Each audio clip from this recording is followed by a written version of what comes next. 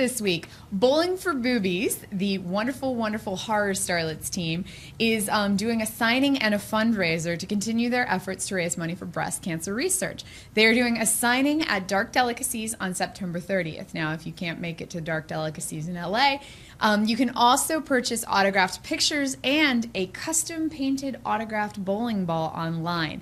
This group is managed by horror journalist Sean Decker, and it contains horror starlets such as Serena Vincent from Cabin Fever and Ashlyn Yenny from the Human Centipede films. For more info, check out dreadcentral.com. Also in the news this week, Fantastic Fest. We're starting to get a couple of the reviews rolling out of the films at Fantastic Fest, including the one that everybody is waiting for, Frankenweenie. Tim Burton's new Frankenweenie has gotten rave reviews so far. The film is about young boy Victor, whose dog dies and he tries to bring him back to life successfully. He brings back his dog Sparky, who has monstrous consequences. And supposedly this is an absolutely wonderful film for both adults and children, filled with endless horror references and tons of horror nostalgia. The Fangoria reviewer that we had, check it out at Fantastic Fest, Sam Zimmerman, gave it an excellent review, so I cannot wait to see that one.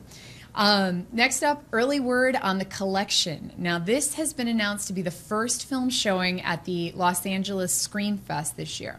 It's directed by Marcus Dunstan, who was the writer of Saw 4, 5, and Saw 3D.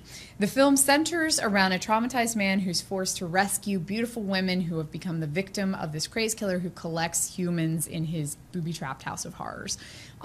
This is kind of a gorier version of The Collector, a film that came out a couple of years ago.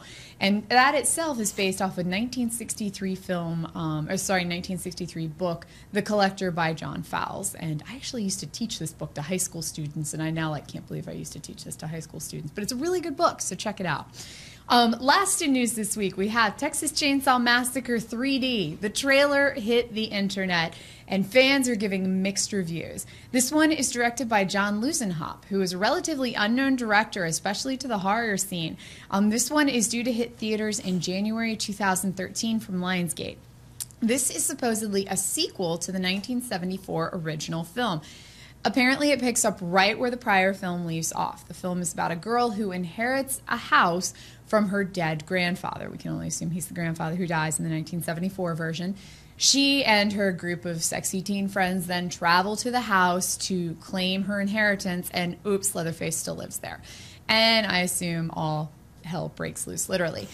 So reactions, guys. This is kind of a controversial one. This is the 7th in the Texas Chainsaw Massacre franchise. Wow. This time they're going to make it work.